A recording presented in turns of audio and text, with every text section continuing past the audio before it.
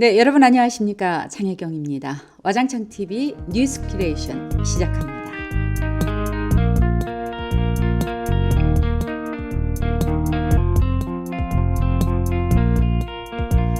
뉴스 큐레이터 조영찬 국장 자리 함께했습니다. 예, 안녕하세요. 네, 한 주간 정찬입니다. 예, 잘 지내셨습니까? 예, 네, 오늘 어떤 소식으로 시작해 볼까요?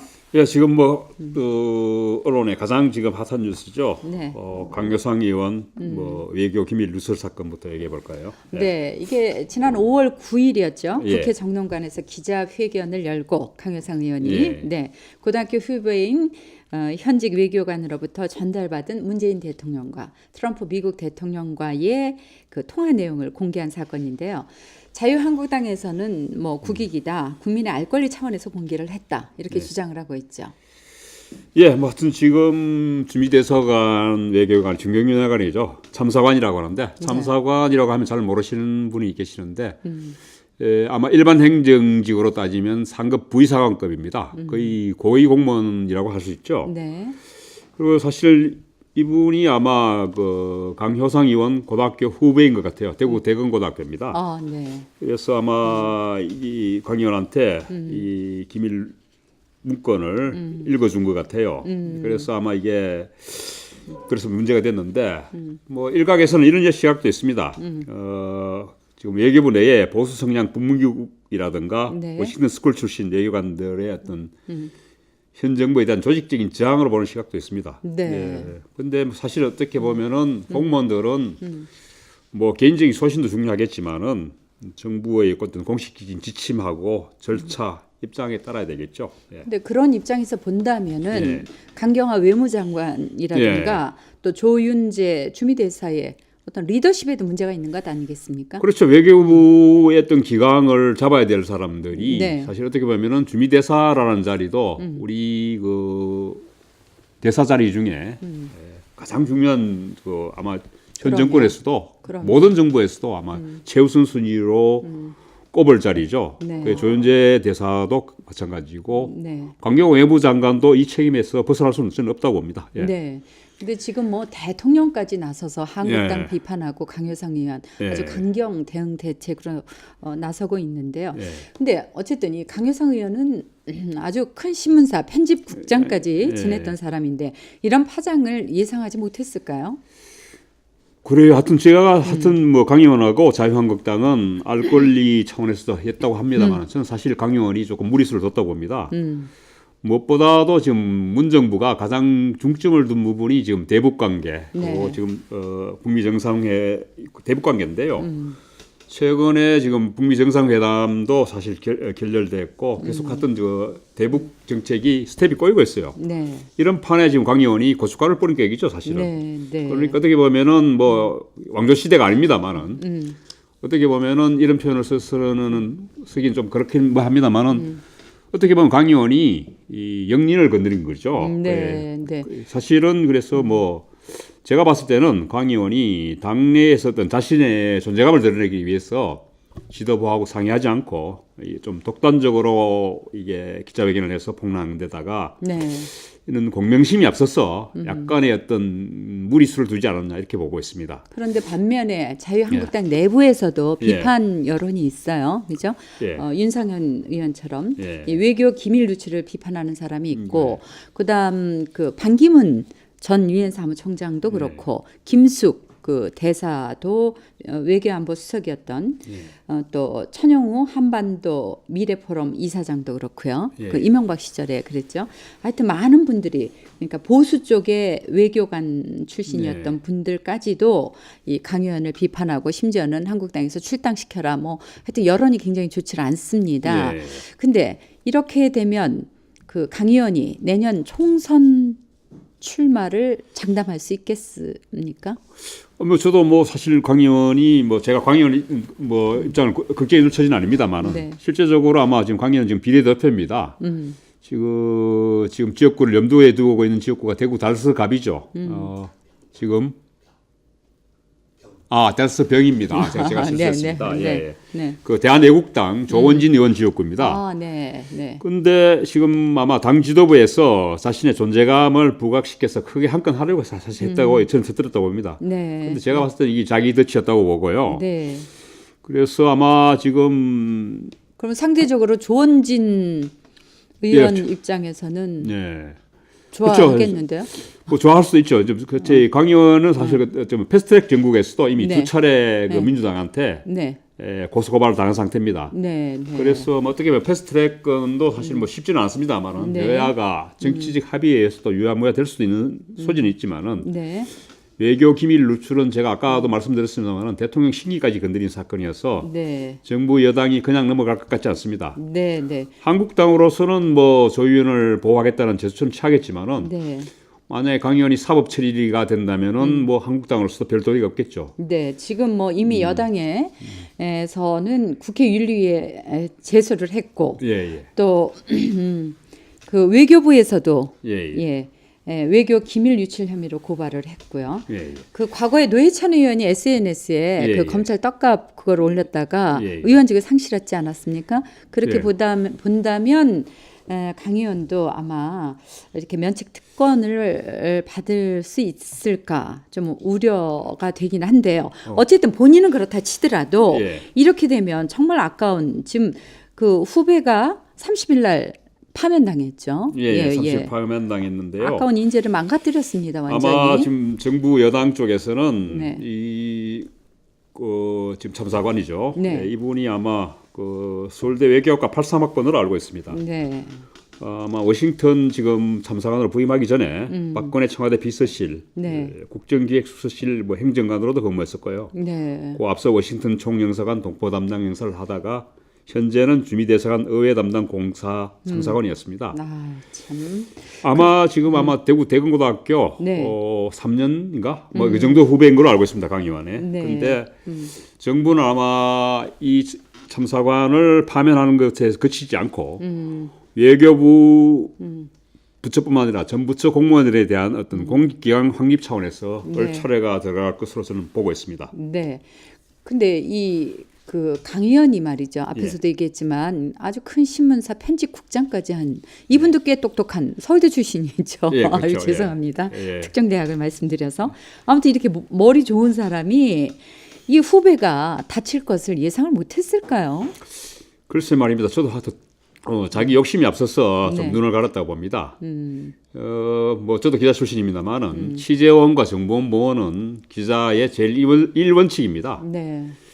대부분 그렇게 얘기합니다. 자신이 붙잡혀 가더라도 취재원은 절대 불면 안 된다 얘기합니다. 그렇죠. 그렇다고 그리고 또 이게 정보를 공개하더라도 네. 정보원이 드러나지 않게 하는 기술적으로 드러나지 않게 하는 것은 이것은 아마 거의 상식입니다. 그렇죠. 그런데도 아마 강 의원은 아마 내년 총선 공천을 의식해 가지고 당 지도부의 어떤 자신의 존재감을 강하게 부각시키려다 보니까 오버한 것 같습니다. 네. 그리고 아마 강 의원 같은 경우에 조선일보 편집국장 시절에 박근혜 정부의 골칫거리를 어떤 한방 해결해 주는 공로도 있죠. 그게 뭐죠? 예, 아마 그 새누리당 비례대표 16번 받았었어요. 네네. 그런데 실제 새누리당이 보통 안정권이 21번, 22번까지 이야기됐었는데 네. 안정권 순번으로 국회의원이 됐었으니까 그런데 그 공로라는 게 이 정도 그 비례 순번을 줄 정도면 상당한 공로죠, 그죠? 그 최동욱 검찰총장 건을 강 의원이 편집국장 시절에 혼외자 사건이죠. 최동욱 전 검찰총장 혼외자 사건을 터뜨렸었어요. 그런데 이제 최동욱 검찰총장에 대한 어떤 사생활 부분을 드러낸 계기가 최동욱 전 검찰총장이 국가정보원 대선 개입 댓글 사건을 공작 사건을 네. 박근혜 정부의 입맛대로 처리하지 않고 선거법 위반 혐의를 적용하려고 했어요. 네. 그러니까 그렇게 되면은 박근혜 정권의 정통성이 흠집이 나게 되죠. 그렇죠. 예. 그러다 보니까 사실은 그 최동욱 총장이 그 박근혜 정부의 눈에 가시가 된 거죠. 아마 당시 법무부 장관도 황교안 대표였습니다. 지금 네. 거의 황 대표도 이 사건을 처리하면서 신임을 얻어서 총리에 오르고 박근혜 대통령 탄핵 당시에 대통령 권한 대행까지 지냈죠. 예. 그러면 여기서도 그 최동욱 총장 찍어내기 였다라는 예. 음모론이 있었단 말입니다. 예, 그렇죠. 지금 사실 그 당시 청와대 민정수석이 대구 중랑구 국회의원이죠. 지금 곽상도 의원입니다. 네네. 강 의원의 대검고등학교 한 2년 선배 정도 됩니다. 여기 또 대검고등학교가 또 나오네요. 예. 아마 각 의원이 후배인 강 의원에게 이제 최 총장의 혼외자 정보를 흘렸다는 의혹입니다. 본인들은 물론 부인하고 있습니다. 네네. 각 의원이 민정수석에서 8월 5일경, 2013년 8월 5일경에 물러났는데 한 달 뒤에 네. 9월 6일 날 조선일보가 최노 전 검찰총장 혼외자 사건을 보도했어요. 네. 그래서 두 사람은 부인합니다만은 그 민주당 신경민 의원이죠. 네. 최동욱 총장 찍어내기 전에 두 사람이 회동했다는 주장을 펴기도 했었습니다. 예. 네. 네. 아무튼 이 문제가 예. 안타깝습니다. 외교부가 계속 시끄러웠는데 예. 결국은 결론이 예. 참 아까운 또 인재 한 사람 잃어버리고 또 우리 또 근데 대구 하여튼 이래저래 저는 네. 지금 그 이번 사건으로 네. 강효상 의원뿐만 아니고 각상도 의원도 네. 지금 검찰 수사를 받을 위기에 처해 있거든요. 네. 뭐 각상도 의원은 이건이 아니고 법무부 과거사위원회가 2013년 초 박근혜 정부 당시 그 곽상도 의원이 청와대 민주수석으로 재직할 때입니다. 네. 최근에 또 지금 계속 그 논란이 되고 있는 김학의 전 법무차관에 대한 어떤 경찰 수사에 예합을 가했다. 하면서 수사를 권고했습니다. 그 법무부 과거사위원회가. 그래서 아마 지난 24일이죠. 검찰이 세종시에 있는 대통령 기록관을 압수수색했습니다. 네. 뭐 수사 결과에 따라 곽 의원도 뭐 강효상 의원과 같이 지금 내년 총선에 출마 여부가 불투명한 상태로 지금 가고 있습니다. 네. 예. 자, 다음 소식으로 넘어가겠습니다. 20일간 민생투쟁 대장정을 끝낸 자유한국당 황교안 대표가 서울 종로에 출마를 한다는 소식입니다. 참 정치권이 이렇게 끊임없이 시끄러운데도 불구하고 총선 시기에는 계속 돌아가고 있네요. 아니 뭐든 지금 저는 이렇게 지금 여야가 극렬한 말 싸움을 벌이고 네. 아주 어떻게 보면은 시정잡배도 함부로 내뱉기 힘든 욕설을 섞은 공방을 네. 벌인 이유가 네. 저는 모든 게 총선 때문이라 봅니다. 그렇죠. 그리고 지금 서울 종로에 출마한다는 설이 사실 있는데요. 서울 종로가 대한민국 정치 1번지라고 합니다. 맞습니다. 그만큼 어떤 상징성이 있는 지역인데요. 네. 이명박 노무현 대통령도 여기서 당선돼서 아마 대선 가도에 올랐죠. 네. 하지만은 종로가 또 만만치 상징성도 않죠. 있지만 위험 부담도 큽니다. 맞습니다. 오세훈 전 서울시장 같은 경우에는 지금 전 정세균 국회의장이죠. 지난 그 전반기 국회의장이죠. 20대 국회 전반기 네. 국회의장이었던 정세균 국회의장과 맞붙어서 낙선하면서 정치적 명성에 금이 가서 이제 한때는 여권의 어떤 그 가장 어떤 유력한 대선 주자의 후보에서 네. 지금은 조금 멀어져 있는 상황입니다. 네.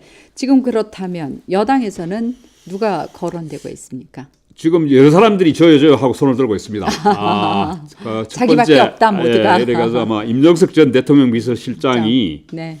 황 대표하고의 어떤 악연도 있죠. 이게 공안검사와 그 전대협 학생회 간부로 네. 만났던 입장에 있어서 검찰에서 조우했던 그런 그리고 최근에 또 뭐 황교안 대표가 네. 임종석 실장을 디스한 적도 있죠. 네, 네. 자기 손으로 돈 벌어본 적 있느냐 뭐 이런 식으로 하니까 또 임 실장이 반박도 하고 이렇게 했는데 네. 그래서 뭐 그 외에 또 이낙연 국무총리도 있습니다. 네. 이낙연 총리도 공천만 해주면 뭐 자기도 마다하지 않겠다는 입장인데 네. 근데 제가 봤을 때는 황 대표나 이 총리는 종로에서 출마했다가 뭐 서로가 저는 마찬가지라고 봅니다만 만약에 낙선이라도 하게 되면은 치명상을 입는다고 봅니다. 낙선되면 예. 대선 후보에서 멀어지는 거 아닌가요? 그렇죠. 뭐 아무래도 임종석 실장 같은 경우에는 밑져봐야 본전 그렇죠. 이기면은 뭐. 아마 뭐 네. 자기도 바로 대선 후보 반열에 올 수 있겠죠. 그러니까 더더욱 마다하지 않겠죠. 네. 그런데 사실은 지금 종로 지역구를 두고 있는 정세균 전 국회의장 같은 경우에도 이분도 여전히 그 대권의 꿈을 버리지 않고 있습니다. 그래서 쉽게 종로 지역구를 내놓겠느냐 하는 이야기도 있습니다. 네, 네.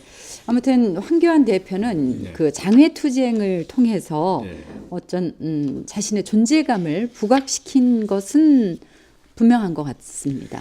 지금 여당 내 평가에서도 사실은 뭐 상당히 저는 괜찮은 성적을 매기고 있는 것 같아요. 네, 네. 정치 초년생이어서 아마 그 걱정하는 사람들이 많았는데 뭐 당 대표가 된 뒤에 지금 한국당에 순조롭게 지금 안착하고 있다 이런 평가를 하고 있습니다. 네, 네. 그런데 지금 뭐 장기 투쟁을 통해서 집토끼만 잡았다는 평가도 있습니다. 그래요? 그렇지만은 뭐 지금 탄핵 이후에 흩어진 보수를 결집시키고 대선 주자로서 어떤 자기 입지도 다진 그런 평가가 나오고 있다. 네. 그리고 하지만 지금 여전히 지금 원내대표이죠, 그죠? 네, 네. 그래서 국회에서 존재감을 드러낼 기회가 많지 않아서 장애 투쟁에 이제 자기 존재감을 부각했는데 뭐 몇 가지 불안감도 노출한 건 사실입니다. 예.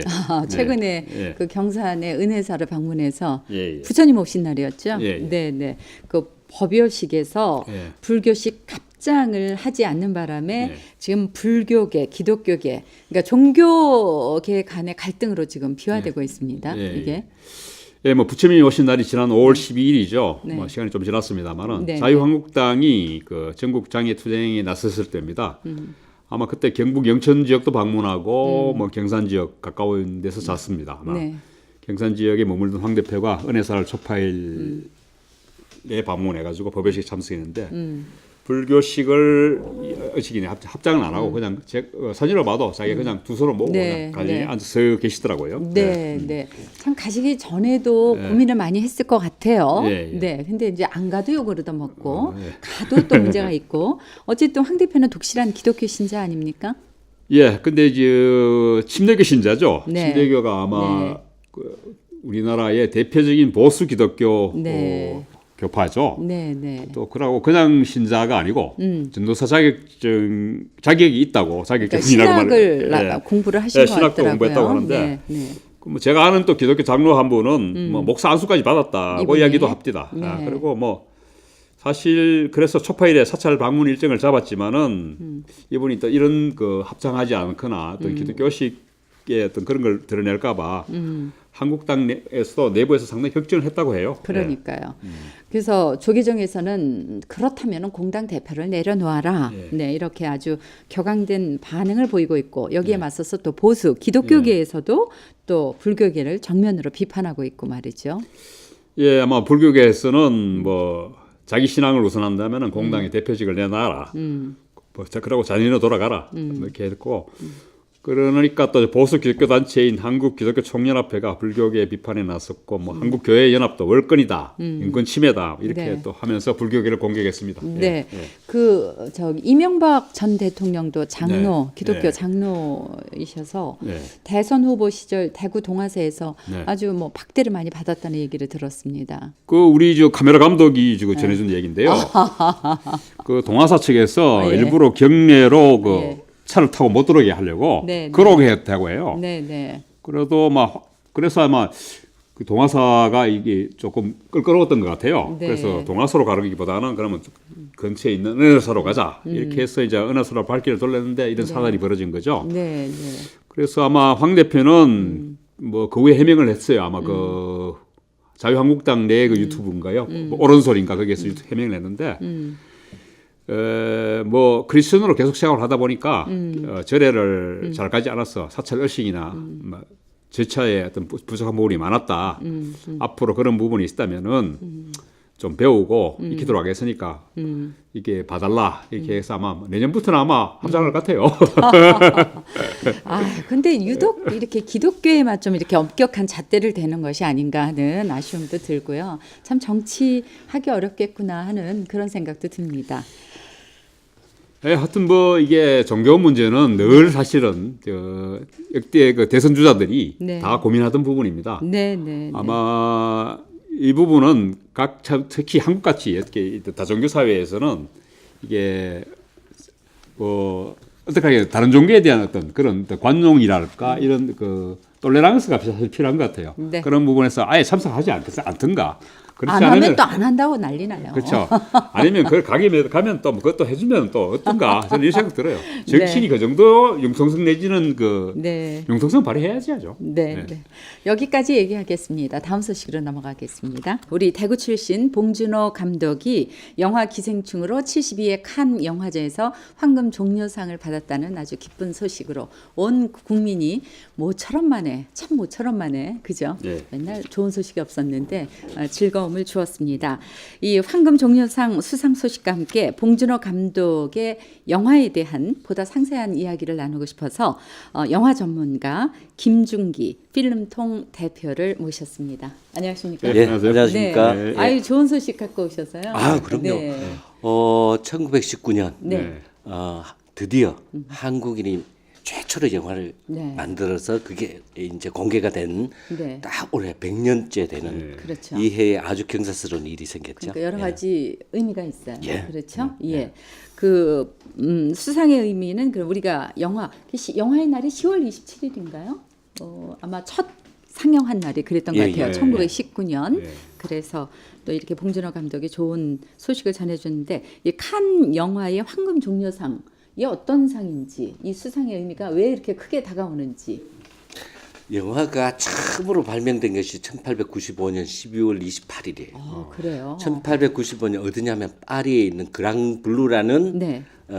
그 카페인데 결국 영화라는 예술 장르가 파리에서 탄생을 했습니다. 네. 그래서 파리 프랑스가 가지고 있는 영화에 대한 자부심, 자존심 대단하거든요. 네, 네. 세계 유수의 영화제들이 있습니다. 우선 아카데미 영화제는 사실은 이거는 세계 영화제가 아니죠. 미국 중심에. 미국 그러니까 북미 네. 그리고 영어권에 있는 영화가 대상이니까 세계 네. 영화제는 아닙니다. 그러나 네. 위력은 대단히 셉니다. 그렇죠. 그 말고 모스크바 영화제, 베니스 영화제, 네. 그리고 칸 영화제가 있는데 네, 칸 영화제가 그 중에서 가장 권위를 인정받고 있습니다. 네. 왜냐하면 약간의 네. 에피소드가 있는데 혹시 넷플릭스라는 알죠. 거 네, 아시죠? 네, 네, 지금 네. 이제 월정액만 내면은 집에서 편안하게 모든 영화를 수천 편의 영화를 네. 골라서 볼 수 있는 스트리밍 서비스인데 네. 여기에 작품이 바로 2년 전에 옥자라는 영화가 있었습니다. 봉준호 감독이 만들어서 네. 칸을 갔었어요. 네, 네. 칸을 갔는데 칸이 그때 야단이 났습니다. 어. 이걸 과연 영화로 쳐야 될 것인가? 틀림없이 완성품은 영화임에도 그 말하자면 영화는 제작이 되고 그다음에 극장에 상영이 되고 그게 관객들에게 소개되는 네. 이런 어떤 유통 과정이 있는데 네. 그 과정이 생략됐다는 거죠. 그 전통적이지 않다는 네, 거죠. 네. 그래서 칸에서는 막 발칵 뒤집어져서 이제 논란의 중심에 섰었어요. 네. 그랬었는데 그게 바로 프랑스 그리고 칸이 가지고 있는 영화 옛날 전통에 대한 자부심들이죠. 반대로 그 베니스 영화제는 네. 그걸 수용을 했어요. 오. 수용을 했는데 칸만 유일하게 그거를 부정을 하고 있죠. 그래서 어떻게 보면 칸이 약간은 폐쇄적이지 않느냐라는 뭐 시대에 걸맞지 않다는 그런 이야기도 있었지만 그래도 그 사람들의 자존심, 자부심 이런 것을 엿볼 수 있습니다. 어떻게 보면은 봉준호 감독이 2년 전에 옥자로 그렇게 논란 속에 있었다가 2년 후에 드디어 서력 네. 만회. 자기 영화를 가지고 자부심. 2년에 완전히 평정시킨 네. 대단한 넷플릭스가 거죠. 몇백억을 투자를 했어요. 그 예, 예. 옥자에. 예. 아무튼 근데 기생충 보셨어요? 예. 어. 개봉 전에 벌써 보셨어요? 봤습니다. 예. 그러셨군요. 어땠습니까, 영화가? 대단한 영화였습니다. 네. 역시 봉준호 감독이 그 전작들 괴물이라는 영화도 있었고 그 다음에 뭐 살인의 옥자도 추억. 있었고 살인의 추억도 있고 뭐 마더. 마더도 있었고 뭐 괴물 뭐 여러 작품들이 있었는데 그 중에서 가장 스타일리시하면서 스타일적으로 정교하고 화려하고 내용적으로 메시지로서는 아주 완숙된 그런 영화가 아닐까. 네. 역시 한국 영화 그렇게 한국의 현대 사회를 풍자하는데 아주 뛰어난 기량을 보인 그런 작품이라고 네. 볼 수 있습니다. 네, 네. 그 지금 저희가 이제 칸 영화제에서 이렇게 또 영화 내용까지 왔는데 이 칸 영화제는 이창동 감독이 또 작년에 버닝으로 또 한 센세이션을 일으키지 않았습니까? 그럼요. 예. 작년에 일본의 고레다 히로카즈 감독의 어느 가족이란 영화가 황금 종려상 대상을 받아갔습니다만 마지막까지 기대했던 작품이 바로 이창동 감독의 버닝이라는 작품입니다. 네. 히로카즈 감독의 어느 가족이란 영화는 현대 사회 일본에서 해체된 가족에 대한 이야기들을 아주 평면적이고 담담하게 그린 작품이라면은 이창동 감독의 버닝은 현대 살고 있는 젊은이의 좌절과 절망 현장을 아주 느와르풍으로 아주 절망적으로 그린 영화입니다. 어떻게 보면은 한쪽은 약간의 경쾌하고 밝고 이창동 감독은 진짜 무겁습니다. 무거워서 네. 이 흐름이 물길이 있다면은 표면에 흐르는 물이 있고 이창동 감독의 작품은 이 깊숙한 데서 흘러가는 아주 무거운 그런 영화였죠. 제가 영화에 대해서는 잘 모르지만 프랑스 영화가 대충 오히려 이창동 감독의 그런 스타일 영화, 프랑스 영화가 그렇지 않나요? 그렇죠. 그래서 네. 역시 칸은 작품의 완성도, 네. 작품성을 보고 선정하지 않을까 했었는데 네. 작년에 네. 결국 그 어느 가족이라는 일본 영화에 갖는 것이 그 칸이 가지고 있었던 그리고 영화가 가지고 있는 많은 역할 중에 국가와 사회에 대해서 투영하는 기능들이 있습니다. 그거를 아마 칸이 비중 있게 다뤄줬지 않을까. 왜냐하니까 현대 사회에 해체된 가족, 핵가족화되는 이 부분은 일본뿐만 아니라 모든 세계가 다 안고 있는 문제거든요. 네, 네. 거기다 올해 지금 드디어 기생충이라는 영화는 어떻게 보면은 가족 그리고 그걸 뛰어넘어서 이 사회의 계층과 계급 그리고 빈부 격차에 의해서 도저히 서로 이렇게 융합될 수 없는 한 사회를 살면서 빈부의 격차에 대한 이야기들을 그 계층과 계급에 대한 갈등을 아주 풍자적으로 그린 그런 작품입니다. 그래서 이 두 개가 일맥상통하거든요. 네. 그래서 칸이 아주 무겁고 그런 것보다는 지금은 오히려 관객들에게 네. 쉽게 접근하면서도 우리 사회 그리고 인류가 안고 있는 문제에 대한 것들을 지적한 그런 영화를 좀 더 선호하는 것이 아닌가 그렇게 느껴집니다. 저는. 그러니까 이 계층 간의 갈등은 사실 우리나라만 있는 게 아닌 것 그렇죠. 같더라고요. 예. 전 세계적으로 예. 이러한 것들이 많이 있었기 때문에 그 심사위원 9명이었나요? 예. 9명 모두가 만장일치로 기생충을 황금 종려상으로 뽑았다는 얘기를 들었어요. 그때 심사위원장이 그 멕시코 감독입니다. 제가 정말 좋아하는 감독인데 네. 알레한드로 그 알레한드로 곤잘레스 이나리투라는 감독인데 예전에 그 21g이라는 영화도 있었고 바벨이라는 영화도 있었고 네. 그 버드맨이라는 영화도 있었습니다. 네. 그리고 그 재작년에 레버넌트라는 영화를 만들었던 아주 뛰어난 멕시코 감독이 이분이 심사위원장을 했습니다. 네. 근데 그 칸이 올해가 72회거든요. 네. 72년 동안 있으면서 만장일치로 대상을 수상한 게 10여 차례밖에 없어요. 네. 네. 그러니까 이 봉준호 감독의 기생충이 얼마나 그 심사위원들에게 그 뭡니까 아주 확 다가오는 영화였다 이렇게 볼 수 있겠죠. 네. 뜬금없이 골프 얘기인데요. 우리 박세리 선수를 보면서 박세리 키즈들이 자라서 지금 골프 전 세계를 여자 골프 특히 네. 제패하고 있지 않습니까? 이 봉준호 감독의 영향으로 이제 봉준호 감독이 중학교 2학년 때부터 벌써 영화 감독을 꿈꿨다 그러더라고요. 네. 앞으로 우리나라에 이 영화인들이 많이 나오지 않을까 저는 그런 생각을 좀 해봤거든요. 예, 그렇고 한편으로 그 봉준호 감독이 대구 출생이니까 1969년 대구에서 태어나서 초등학교 그 저학년 때 서울로 올라갔습니다. 그래서 대구에 대한 제가 그 살인의 추억 그 영화가 개봉되고 대구에서 한번 같이 대담을 한 적이 있으면서 그때 대구의 어린 시절에 대해서 물어봤는데 그렇게 기억이 많지는 않더라고요. 그래서 아니 그 왜 아버지도 그렇고 네. 그 봉준호 감독만 대구에서 태어난 거예요. 네, 그래서 네. 뭐 일가 친척들이 대구에 있다 이러면은 대구에 자주 오거나 이랬을 텐데 대구하고 인연은 결국 뭐 출생에 대한 그건데 집안 자체가 사실은 굉장히 지식 그리고 문화 예술에 대한 네. 그 조예가 아주 깊은 그래서 외할아버지가 외가 쪽이 아마 소설가 예예 박정호. 예, 후보 선생이 네. 외할아버지고 그래서 어려서부터 봉준호 감독이 제가 연세대 그 나왔잖아요. 네, 연세대 그 학보사에 그 만화를 네. 투어를 한 걸 제가 봤어요. 네, 네, 만화를 네. 봤는데 만화가 이게 그 아마추어의 습작이 아닌 거예요. 학생이. 네.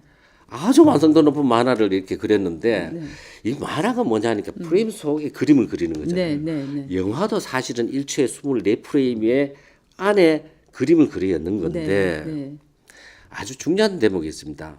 그 영화를 찍으면은 이 콘티라고 그렇죠. 이렇게 만화처럼 이렇게 그림을 그렇죠. 그려서 맞습니다. 이 장면은 카메라가 이런 시선이다. 그러니까 당신은 이런 식으로 연기를 해야 된다. 이렇게 이제 콘티를 다 이렇게 보여주는데 그걸 감독이 직접 다 그거를 그리고. 할 수 있는 능력이 되는 거예요. 네. 그래서 네.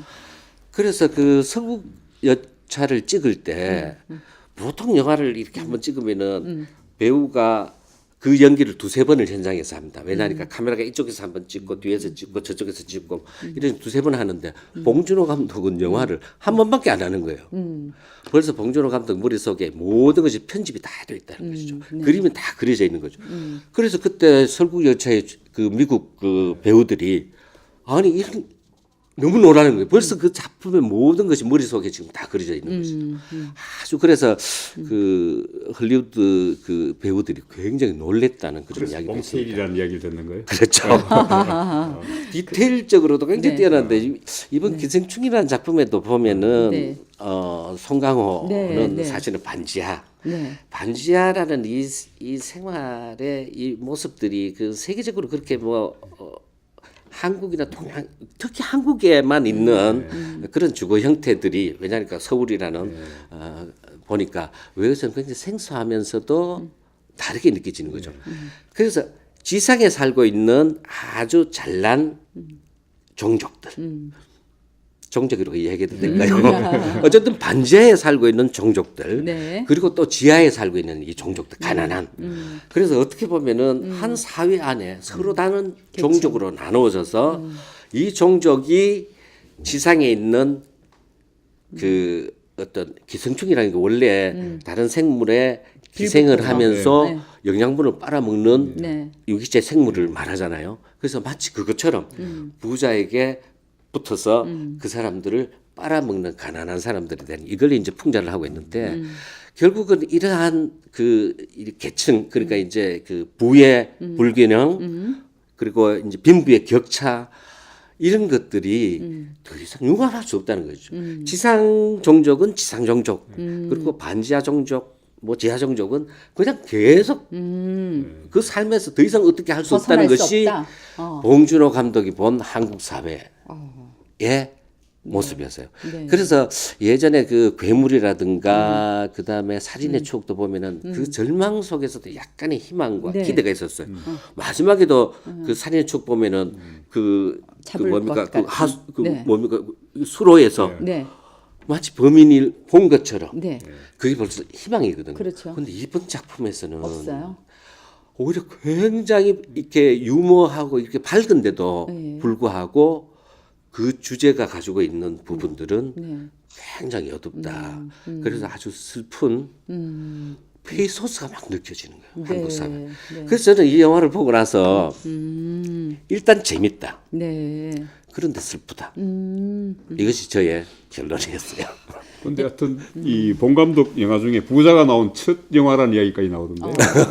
네. 그리고 봉준호 감독이 그 어떻게 보면은 보통 영화들 찍으면은 부자들을 적대시하는 왜냐하면 관객에게 영합하기 위한 네. 많은 대중에게 영합하기 위해서는 부자를 적대시하고 오히려 그들의 허위 의식이라든가 뭐 이런 것들을 막 고발하고. 이렇게 고발하는 게 오히려 관객들에게 나오는데 이번 작품에는 부자에게 대해서 굉장히 긍정적인 시선을 갖고 있어요. 그래서 네. 봉준호 감독이 부자라고 그냥 막 어떻게 비난할 그런 대상의 범위를 벌써 넘어섰다. 네. 네.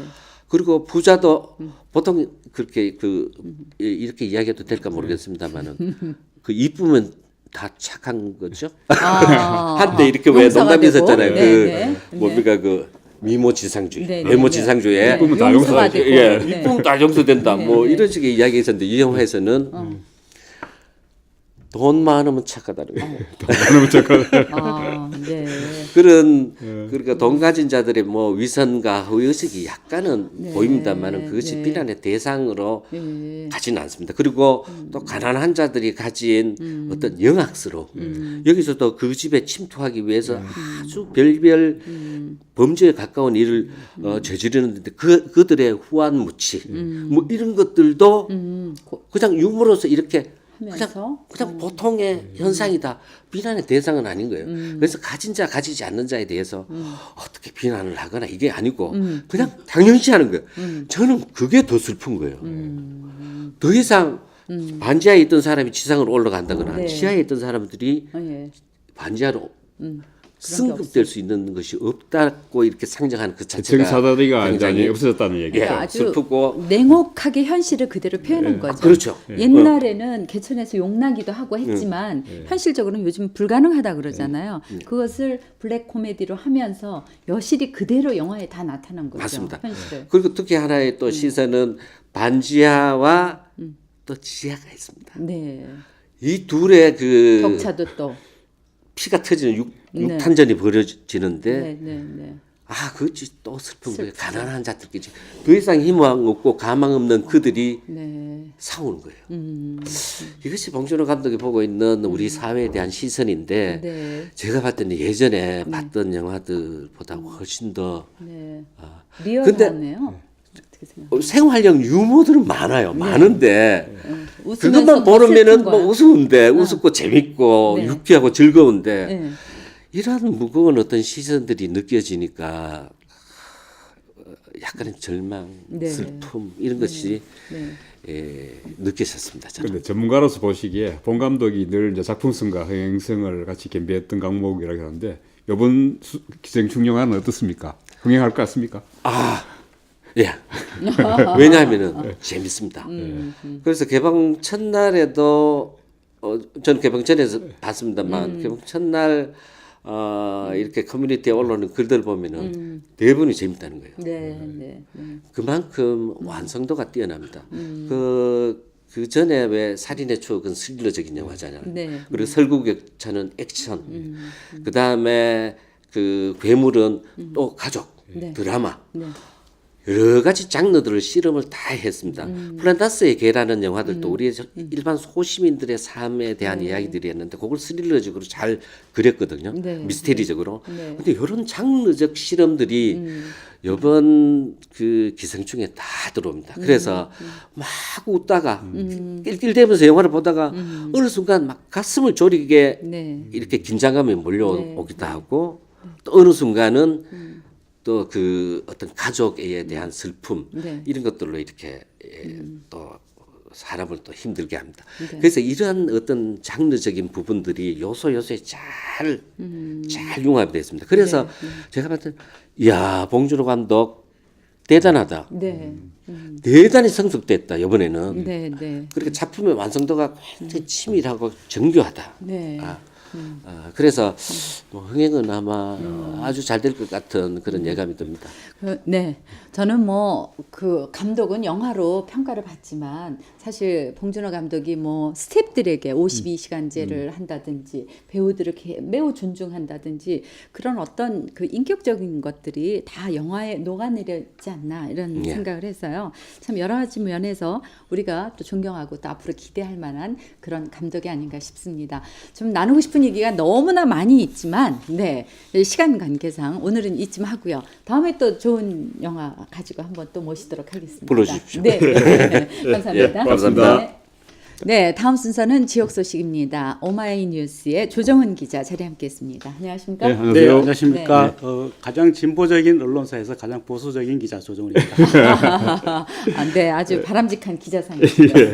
우리 첫 번째 소식은 강은희 교육감 항소심 판결 소식부터 좀 전해주시겠습니까? 네, 그래서 제가 이렇게 판결문도 좀 들고 나왔습니다. 강은희 교육감이 이번에 살아났는데요. 그 이야기를 잠깐 전해드리려고 합니다. 네. 그 항소심에서 1심에서 200만 원 벌금형이 항소심에서 80만 원으로 줄었어요. 예, 어떻게 그렇습니다. 된 인물입니까? 네, 사실 이제 강은희 교육감이 예. 1심에서 200만 원 받은 이유가 있지 않습니까? 예. 왜 그러냐면은 본인의 그 선거를 치르면서 예비 선거 홍보물에 그때 당시에는 새누리당이었죠. 그렇죠. 새누리당 새누리당. 비례대표 새누리당 이런 정당 이름을 쓰면 안 되는데 정당 이름을 썼습니다. 그래서 이 문제가 논란이 됐습니다. 제가 듣기로는 말이죠. 강교육감이 대수롭지 않게 생각하고 네. 1심 재판을 조금 소홀히 대처했다. 변호인단 선임도 그렇고 그런 이야기도 들리던데요. 네, 그렇습니다. 그냥 그때 당시에는 인정을 하더라도 네. 뭐 100만 원 이상은 받지 않을 거다. 네. 그래서 뭐 충분히 그 90만 원 정도 이하로 받을 거기 때문에 교육감직을 유지하는 데는 아무 문제가 없을 거다 이렇게 생각을 했었죠. 네, 근데 200만 원 받고 지금 아뜨거라 되었던 거죠, 그러면. 그렇죠. 그래서 예, 이제 예. 그 변호인단을 전원 교체를 다 했습니다. 전원 변호인단은 어떤 분들을 선임하셨죠, 그때? 그때 그 변호인단을 선임을 했는 사람들이 이제 그 임재화 그 법무부인 반석의 네. 대표 변호사 그리고 이기광 최기주 변호사 이분들은 법무법인 중원 변호사였고요. 김경철 변호사 이렇게 네 명입니다. 이분들 전직이 화려하다면서요? 그렇습니다. 그 우선 이기광 변호사 같은 경우는 네. 대구에서 26년 동안 판사 생활을 했습니다. 예. 그리고 이제 2016년도에 울산지방법원장을 하고 네. 2018년 2월달에 퇴임한 이후에 이제 3월 달부터 변호사를 시작을 했고요. 그다음에 임재화 변호사는 대구지방검찰청 검사로 이제 시작을 했습니다.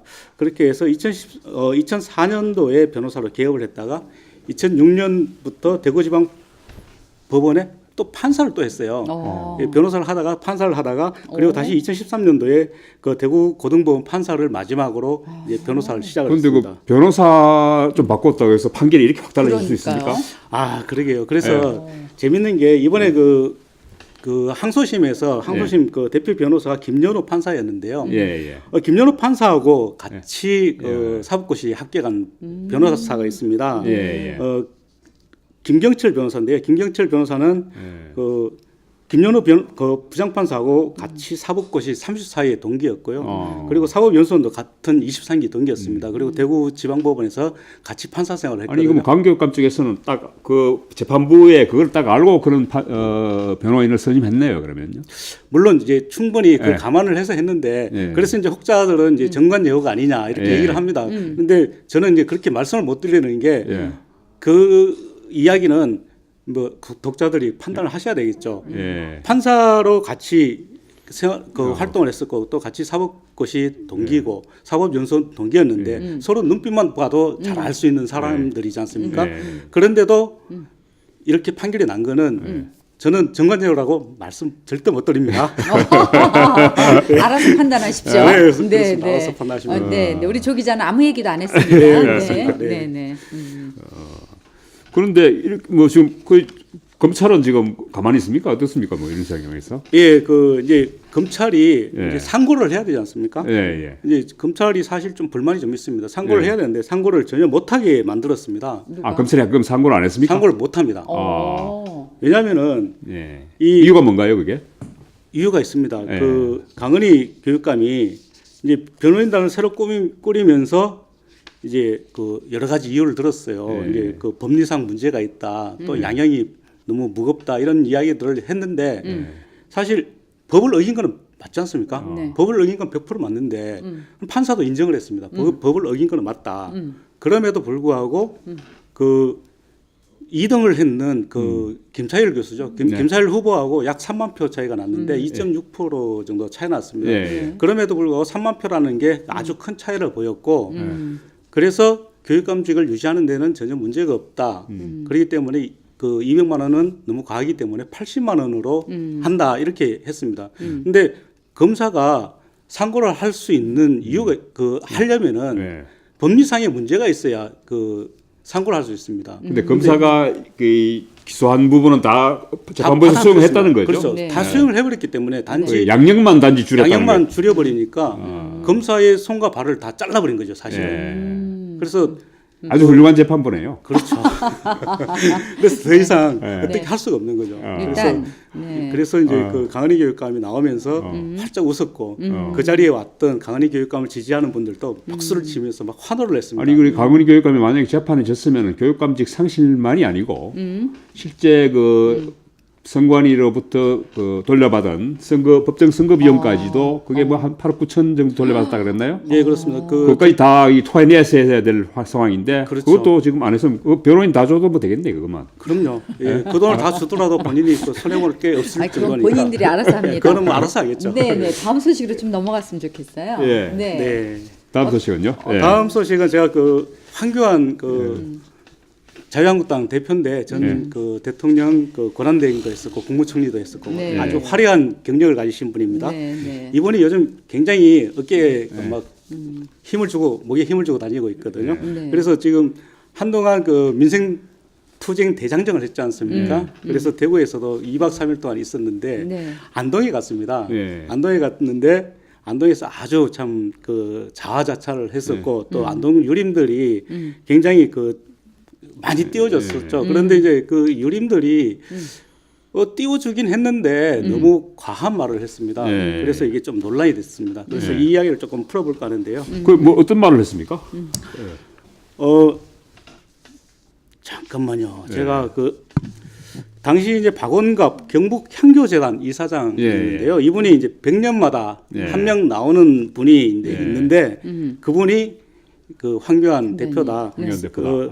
그 3.1절이 지금 한지 딱 100년 됐지 않습니까? 네. 그래서 1919년 그렇죠. 죠 네. 그래서 3.1절 이후에 처음으로 나온 그 구세주다 이런 이야기를 했고요. 그때 그 3.1절 당시에는 구세주가 누구였나요? 그건 이야기 안 하시던가요? 그 얘기는 안 했습니다. 그러네. 근데 100년 전에 참- 누구였는지. 예, 이분들은 참 재미있는 게 네. 이승만 그 전 대통령이 그 건국의 아버지다 네. 이렇게 이야기를 하고 또 박정희 대통령이 나라를 그 부흥시켰다 이렇게 해서 굉장히 칭송을 하고 있는데 이승만 전 대통령이나 박정희 전 대통령보다 훨씬 뛰어난 구세주다. 훌륭한 분이라고 이야기했단 말이죠. 예, 그렇죠. 그리고 이제 또 한 분이 더 있는데요. 김종길 도산서원 선비문화원장은 이런 말을 했습니다. 그 보수가 괴멸해가는 이 어려운 처지를 건져줄 우리의 희망이다. 네, 이렇게 이야기를 했습니다. 그분이 안동김 씨인가요? 어성김 씨인가요? 의성김 씨입니다. 어성김 씨가 그런 이야기를 감히 그 조상들한테 그 어떻게 그런 이야기를 돌아가서 고개를 들려고 그런 얘기를 하시지? 그렇습니다. 어성김 씨는 그런 얘기 잘 안 할 건데. 의성김 씨 이거 예. 좀 설명을 드리면은 예. 청계 그 김진 그 선생이라고 있습니다. 이분이 그 아들을 5을 두고 있었는데 예. 그 5 아들 중에서 넷째가 학봉 김성일 선생입니다. 예. 굉장히 그 유명한 그 유림인데요. 예. 이분이 그 청계 선생이 그 아들에게 했는 말이 있습니다. 예. 사람이 그 도를 지키다 죽을지언정 예. 그냥 무도하게 사는 것은 옳지 않다. 그렇기 때문에 너희들은 군자가 되어서 죽는다면은 나는 그것을 살아있는 것으로 여길 것이고 만약 소인으로 죽는다면 나는 그것을 죽은 것으로 여길 것이다. 네, 네. 이렇게 했는데요. 청계 선생의 종손입니다. 예. 이분이 종손인데 이런 말을 하니까 안동에 있는 유림들이 과연 맞는 말이냐. 유림이라면은 진짜 목숨을 내놓고라도 옳은 소리를 해야 되는데 과연 그게 그리고 또 옳은 소리인가? 반발해서 뭐 1인 시도 뭐 하고 했다면서요? 그건 또 그 소식도 좀 전해주시죠. 예, 그렇습니다. 그 유성룡 선생의 이제 예. 14대 손 후손이라고 한 분이 1인 시를 예. 했습니다. 1인 시를 하면서 이분들한테 각성하라 이렇게 했는데 예. 1인 시 한 게 알려지니까 예. 굉장히 그 많은 사람들이 그 예. 성원을 보내기도 했었고 아. 또 1인 시를 하면서 상당히 불안했다고 얘기를 하더라고요. 왜 뭐 불안할 이유가 있습니까? 이제 사실 이제 그 굉장히 보수적인 도시고 하다 보니까 예. 혹시 누가 와서 욕을 하든지 예. 아니면은 폭력을 휘두르지 않을까 이렇게 불안했는데 오히려 예. 와서 뭐 커피를 사다 준다든지 심지어 누가 와서 5천 원을 내밀면서 목마를 텐데 이걸로 그 음료수라도 하나 사드세요 이렇게 주고 간 사람도 있었고 또 어떤 분들은 와서 인증샷을 같이 찍자 예. 이렇게 사진을 찍고 간 사람도 있었다고 이 하더라고요. 과공은 비례라고 이야기했는데 그게 네. 참 예의가 너무 또 칭찬하는 것도 사실 예의가 아니죠, 그죠? 예, 그렇습니다. 또 다음 소식도 어떤 게 있습니까? 네, 그 대구 퀴어 문화 축제가 이제 예. 6월 29일 날 열리는데요. 6월 29일 날 네. 열리고요. 이게 퀴어 축제가 늘 좀 말썽이 좀 있었죠? 그렇습니다. 예, 대구 뭐, 퀴어 축제가 예. 이제 전국에서 퀴어 축제가 열리는 곳이 8군데가 있습니다. 아, 8곳이 굉장히 있죠. 많죠. 예. 많은데 대구 퀴어 축제가 서울에서 열리는 퀴어 축제 다음으로 역사가 깁니다. 역사 그래서 길어요? 올해가 11번째거든요. 예, 11회째 퀴어 축제 열리는데 그동안 퀴어 축제가 열릴 때마다 이 보수 기독교 단체들이 예. 굉장히 반발을 많이 했었고 네. 그래서 퀴어 축제를 할 때마다 그 행사를 방해를 많이 했어요. 예. 행사를 많이 방해를 하면서 심지어 2015년도에는 예. 퀴어 축제 그 참가자들이 거리 행진을 하는데 예. 그 기독교 그 장로라는 분이 인분을 뿌리기도 했습니다. 예. 저도 그 앞에서 이제 사진을 찍다가 맞을 뻔한 적도 예. 있었는데요. 그런 분들도 있었고 어떤 분들은 그 통성 기도라고 하나요? 통성 기도를 예. 하기도 하면서 땅바닥에 엎드려서 수백 명이 같이 엎드려서 막 기도를 하는 바람에 행사를 하는데 방해를 받기도 했었죠. 근데 뭐 이분들이 좀 이렇게 반대를 하는데 공개적으로 자꾸 행사를 하는 이유가 있나요? 어떻게? 이제 그 사실 이 밖으로 그러니까 네. 성소수자들이지 않습니까? 그렇죠. 소수자들. 예, 성소수자들인데 이분들이 밖으로 나올 수 있는 기회가 거의 없습니다. 예. 뭐 사실 본인이 내가 그 퀴어다, 예. 내가 게이다, 예. 아니면 내가 레즈비언이다 이렇게 예. 공개적으로 드러내놓고 예. 하기에는 굉장히 부담스럽죠. 네. 그 커밍아웃을 한 우리 예. 그 연예인들이 몇 명 되지 않지 않습니까? 예. 홍석천이라든지 하리수 이런 예. 분들밖에 없는데 사실 우리 사회에서는 커밍아웃을 하고 다니기에는 예. 뭐 자기가 그 직업을 선택하기도 상당히 쉽지도 않고 살아가는데 굉장히 어렵다 보니까 그래서 1년에 한 번이라도 우리가 공개적으로 나와서 그 해방감을 느끼면서 좀 우리의 잔치를 벌여보자. 우리의 목소리도 들어달라. 이렇게 하기 위해서 퀴어 축제를 하는 건데 보수 단체들은 뭐라고 하냐면은 이분들 때문에 이 성소수자들, 게이들, 뭐 레즈비언들 이런 사람들 때문에 에이즈가 그 창고를 하고 또 이 사람들이 공산주의자다, 빨갱이다, 뭐 이런 심지어 뭐 이렇게 이념적으로까지 뭐 덧씌우기도 하거든요. 그러다 보니까 이제 항상 행사를 할 때마다 부딪히기도 하고요. 그래서 이제 논란이 되기도 하고 또 재밌는 거는 이날 행사를 하기 위해서는 집회 신고를 해야 되거든요. 집회 신고를 하기 위해서 퀴어 축제 그 조직위가 심지어 이제 며칠 전부터 농성을 하면서 먼저 하기 위해서 그 지금도 마찬가지입니다. 그 대구 중부경찰서 앞에는 이제 천막을 쳐놓고 농성을 하고 있는데요. 기독교 단체에서도 자기들이 먼저 그 집회 신고를 해서 그 자리를 선점을 하겠다. 결국 자리 선점을 하기 위해서 서로 막 치열한 그 경쟁을 벌이기도 합니다. 뭐 다른 소식은 더 없습니까? 다른 소식요? 재밌는 이야기를 조금 간단하게 간단하게 이야기해 주십시오. 경북대학교가 그 지난해 70년사를 발행을 했는데요. 70년사가 지금 행방불명됐다. 사초가 없어졌다. 이래서 이제 좀 그 경북대학교 그 졸업생들이 그 사초 발굴에 나섰습니다. 왜 그러냐면요. 사실 경북대학교에서 70년사를 만들면서 첨부를 제작을 해서 학교에도 보관을 하고 또 여러 그 사람들에도 나눠주고 이제 국회 도서관이라든지 전국에 있는 유명 도서관에 보내기로 했었는데 사실 이걸 작년에 딱 100부만 발행을 했습니다. 그래요? 100부만 발행을 해서 뭐 그렇게 한 이유가 있나요? 100부 발행한 이유가? 물론 있겠죠. 100부만 발행을 해서 암암리에 이제 볼 사람만 보도록 했는데요. 뭐 자랑하고 싶은 게 없었던 모양이죠, 그러면? 그렇죠. 왜 100부만 발행을 했겠습니까? 누군가 보면은 기분이 안 좋고 뭔가 좀 찝찝하니까 그랬을 겁니다. 근데 이제 그 중에 가장 큰 게 대학 본부측 의도가 반영된 거겠죠, 당연히. 그렇죠. 70년사를 쓰신 분은 이제 주보돈 그 역사학과 교수인데 이분은 굉장히 유명한 분이시거든요. 사학과 교수 아닙니까? 사학과 교수인데 굉장히 유명한 분이신데 이분은 아주 공정하게 썼다고 얘기를 하더라고요. 근데 70년사를 용고를 다 쓴 뒤에 학교에 줬습니다. 그게 2016년 9월 말이었거든요. 그런데 경북대학교가 70년이 2016년이었습니다. 그런데 2018년도에 발행을 했습니다. 2년이나 지나서 발행을 했는데 100부밖에 안 했는데 왜 안 했느냐? 그 2016년도 11월 달에 현 총장이 김상동 그 총장이 임명이 됐습니다. 근데 김상동 총장이 그때 당시에 그 총장 선거를 해서 2순위였거든요. 그렇죠. 1순위가 김사열 교수였는데 70년 사회 내용에 김사열 교수와 김상동 교수가 1, 2순위였다. 1, 2순위였는데 1차에서 해서 교육부에 건넸지만 교육부에서 아무 얘기도 없이 임명을 안 했다. 그 다음에 다시 교육부에서 다시 총장 추천을 하라고 했는데 다음에 또 투표를 했는데도 똑같이 김사열 교수가 1순위, 김상동 교수가 2순위로 해서 올렸지만 또 안 하더라.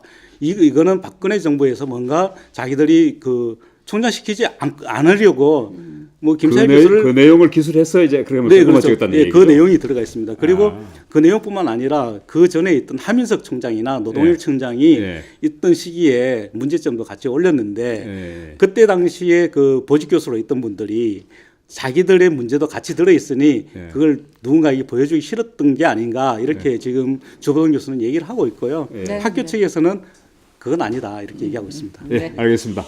저희가 수고하셨습니다. 네, 고맙습니다. 고맙습니다. 네, 예. 감사합니다.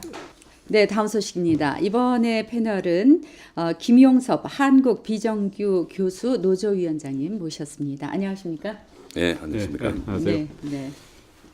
뭐 8월에 강서법 시행령을 앞두고 뭐 여러 가지 문제가 많이 있다면서요? 지금 뭐 지역 사립 때에도 시간 강사가 7년간 지난 7년간 26%뭐 1,644명이 64명이 줄었다고 지금 나왔는데 지금 이렇게 시간 강사 숫자를 각 대학들에서 계속 줄이고 있는 뭐 현황이라든가 이게 원인이 뭔가요? 이게 예, 예. 그 간단히 말씀드리면 예. 지금 8월 1일부터 시행되는 개정 강사법은 예, 7년 동안 예, 시행이 4차례 유예되고 네 차례 위해서 그래서 지난해 교육부에서 예, 강사 제도 개선 협의회를 구성해서 예, 18차례의 협의 회의를 거치고 예, 거기에서 합의안이 도출된 예, 그 합의안을 바탕으로 해서 예, 국회에서 이 고등교육법 일부 개정안 예, 그걸 일명 이 강사법이라고 하는데 예, 예, 이게 이제 지난해 12월 18일 날 예. 통과되고 예, 원래 이제 이 유예된 강사법은 예, 금년 1월 1일부터 시행이 되기로 돼 있었는데 예.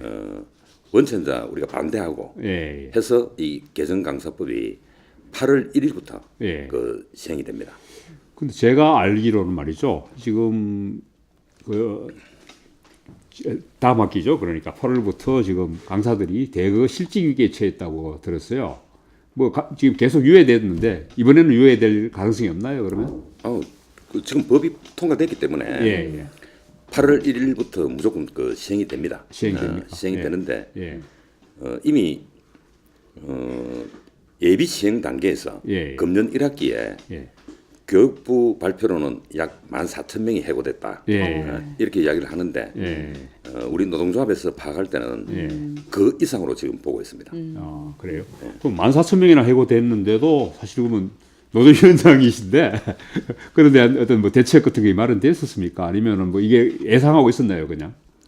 어느 정도는 예상했지만은 예, 이 정도까지 대학들이 이렇게 하리라고는 예, 미처 예상을 못했는데 예, 그래서 이제 우리가 노동조합에서 예, 대학들을 그 제어할 수 있는 예. 그 어떤 방법이나 이런 게 없기 때문에 예. 교육부에 예. 그에 대한 대책을 계속 요구를 하고 있고 예, 지금도 세종 그 교육부 청사 앞에 예.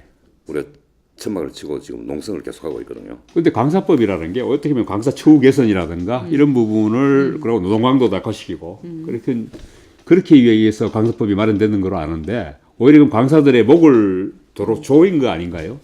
그렇죠. 이 강사법의 이제 예. 그 역설이 예, 강사들의 이제 그 열악한 그 신분, 예, 처우 이런 거를 개선하기 위해서 예, 그래 40년 이상의 어떤 적폐, 예, 소위 시간 강사라는 거는 예. 조교가 전화를 하지 않으면 저게 바로 잘립니다. 예.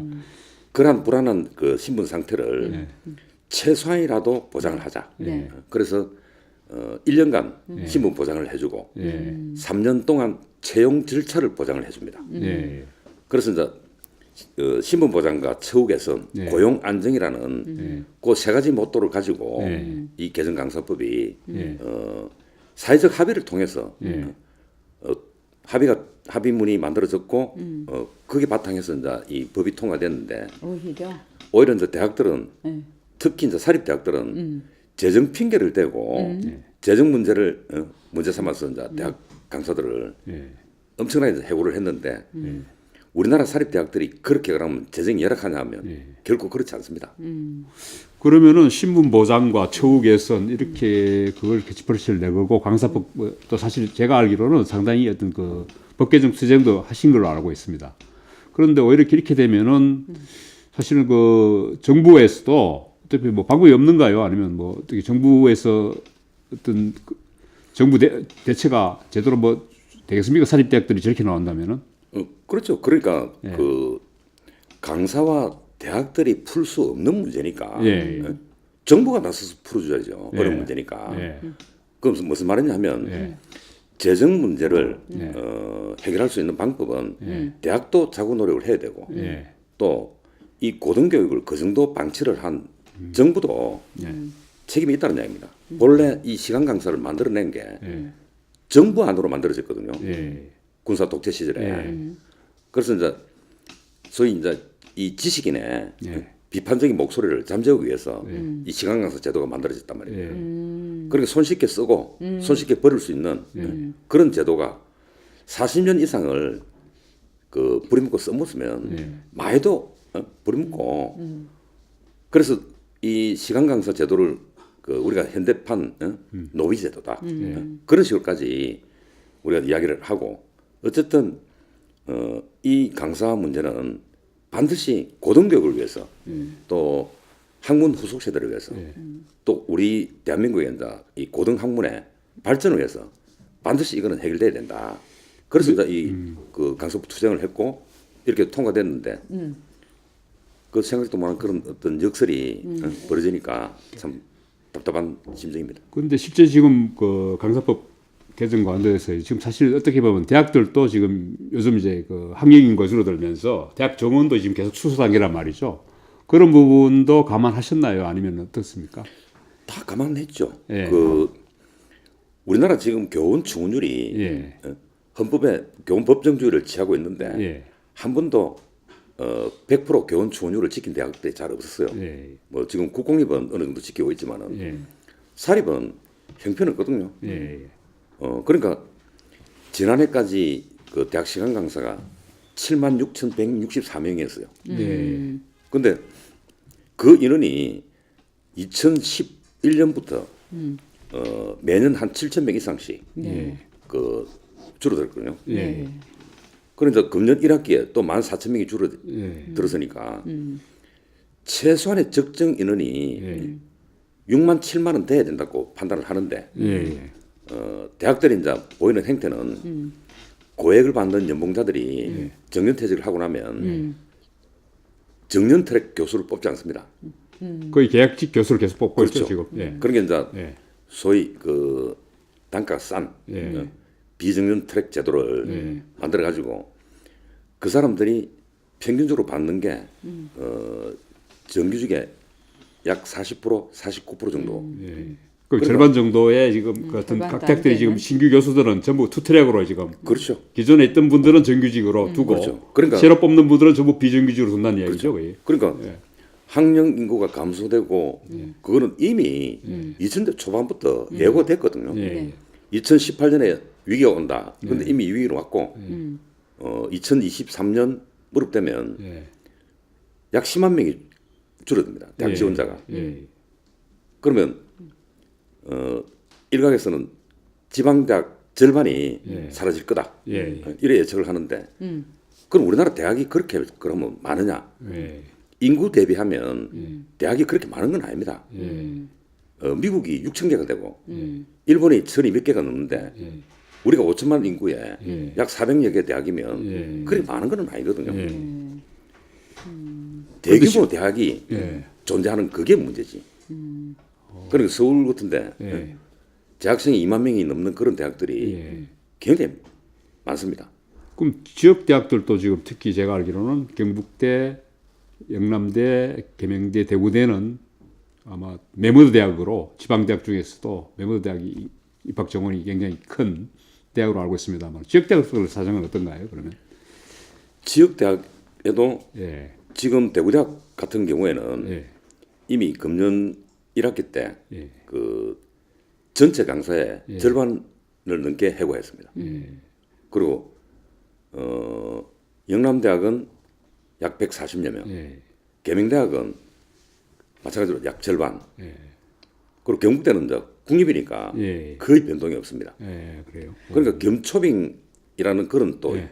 제도를 활용해서 시간 강사를 줄이면서 겸초빙으로 예. 전환을 시키는 그런 행태를 보이고 있습니다. 그런데 역설적으로 겸초빙도 사실은 됩니다만은 어떻게 보면은 줄인 숫자만큼 또 그게 정규직으로 비정규직 교수 중에도 또 그 강의를 받으시는 분들한테는 또 혜택이 가는 건가요? 어떻겠습니까, 그분? 그러니까 6시간 예. 개정 강사법에 예. 강사들이 맡을 수 있는 책임 시수가 6시간 이하입니다. 예. 그러니까 어느 한 특정한 사람한테 강의가 몰리는 쏠림 현상을 막기 위해서 그렇게 만들었는데 예. 오히려 이제 대학들이 보이는 그 행태는 전임들한테 예. 책임 그 시수가 9시간인데 예. 적게는 18시간, 어. 많게는 28시간까지 하는 그런 전임들이 있습니다. 그럼 전임 교원들한테 굉장히 좀 수업 부담을 많이 안기는 거네요. 그렇죠. 그럼 대학들 그 교수분들이 뭐 논문 쓰거나 연구할 시간이 없겠네요, 그러면요. 그렇죠. 그러니까 예. 교육 노동에 가중한 교육 노동에 시달리니까 전임들도 예. 연구할 시간이 없고 예. 결국 그렇게 되면 이제 교육의 질이 낮아지는 그렇죠. 거죠. 고등교육의 질이 떨어지면 네. 예. 그런 교육을 받는 학생들 예. 피해가 경쟁력이 떨어지고 네. 결국 경쟁이 떨어지면 이런 학생들이 선배들 보고 무슨 희망을 가지고 대학원 진학을 꿈꾸며 예. 그러니까 우리가 학문 생태계가 파괴된다. 예. 그러니까 이제 강사 문제를 해결하면 예. 해결하려고 그러면 이 고등교육 전반을 다 봐야 됩니다. 어느 한 측면만이 문제가 되는 게 아니고 재정부터 또 학문 생태계 모든 게 그 다 이 난리가 있기 때문에 강사 문제를 해결하면 우리나라 고등교육 문제를 다 해결한다고 해도 과언이 아닙니다. 그럼 그럼- 이 강사법이 시행이 되면은 이제 해고는 마음대로 못 시키는 겁니까? 그렇죠. 네. 그러니까 그 전에 이제 지금 대량으로 다 그렇죠. 해고 그렇습니다. 정리를 한다 그러니까 말이죠. 시간 강사일 때는 아무 교권이 없기 때문에 예. 아무런 권한이 없었는데 예. 이 이제 시간 강사법에 개정 강사법에는 교원 소청 심사권이 주어집니다. 예. 그리고 교원지 향상을 위한 특별법. 그래 정식 교원이 되면 특별법이 18가지가 적용이 되는데 그 중에서 다행히 2가지는 적용이 됩니다. 그러면 앞으로 뭐 지금 대학들은 이렇게 지금 경영 합리화를 내세워서 지금 학생 수도 준다 이렇게 해서 점점 그 명분을 내세우고 있습니다만 계속 이제 강사들을 줄이고 있는데 앞으로는 그 비정규 교수 노조에서는 어떻게 지금 뭐 정부에 요구하고 있습니까? 그러니까 그 우리 노조에서는 이제 교육부에 요구를 하는 거는 강사 고용 지표를 예. 대학 지원 사업에 연결을 해라. 예. 그 무슨 말이냐면 이제 국공립대학 육성 지원 사업이 있고 예. 또 대학 혁신 지원 사업이 있습니다. 예. 이런 지원 사업에 이제 고용 지표를 반영을 해라 했는데 교육부 공문에는 대학들이 내려보낸 게 이제 총 강좌 수만 반영을 하겠다. 예. 그래 가지고는 안 된다. 예. 그래서 우리가 강사 고용 지표를 반드시 반영을 해라. 그럼 그 기준점이 2017년 정도가 돼야 된다. 예. 그래서 이제 대량으로 강사를 해고한 대학 예. 그 단계를 둬서 전체 강사 절반 이상 예. 해고한 대학, 그다음에 300명 이상 서울의 연세대처럼 800명 이상을 해고한 대학이 있습니다. 예. 그리고 500명 이상 해고된 대학, 예. 해고시킨 대학 그런 대학들을 차등화해서 예. 이 이제 지원 사업을 그 재정을 예. 지원해라.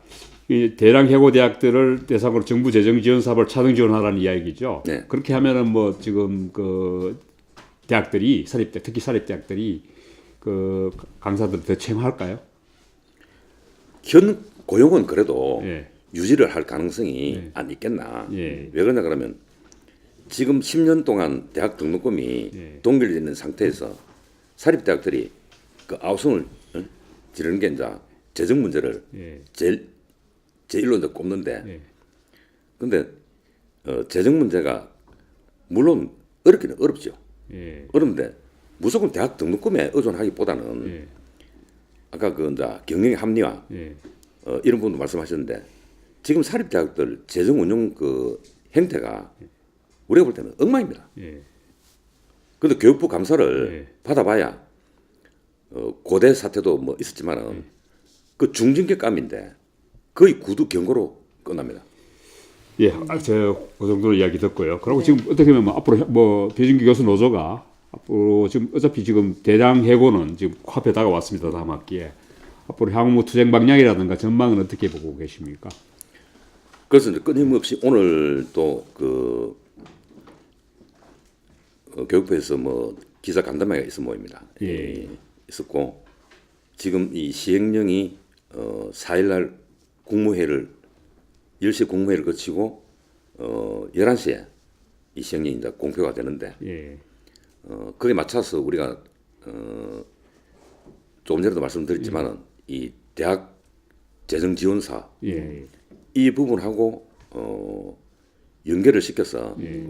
강사자 고용 지표하고 네.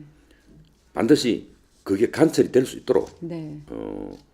우리가 뭐 앞으로 이제 열심히 투쟁도 하고 예. 노력을 하겠지만은 대학들도 네. 그게 맞춰서 강사법을 자꾸 예. 그 핑계 대지 말고 그 강사법의 정신을 예, 그 살리 나가는 네. 그런 자세를 취해야 되고 또 교육부도 너무 강사와 대학에 맡겨둘 일이 아니고 네. 정부 입장으로 예. 교육부 입장으로서 자기 책무를 다해줘야 됩니다. 네. 예, 하여튼 뭐 이 강사법을 시행을 하면서 보니까 지금 대학도 굉장히 지금 신자유주의 체제하에서 황폐화되고 있다는 걸 느끼게 되네요. 그런데 뭐 하여튼 예. 비준기 교수 노조 쪽에도 함나라도 하여튼 좀 네. 제대로 된 어떤 서광이 비치길 바라겠습니다. 네. 오늘 찾아주셔서 고맙습니다. 네, 감사합니다. 고맙습니다. 예. 예.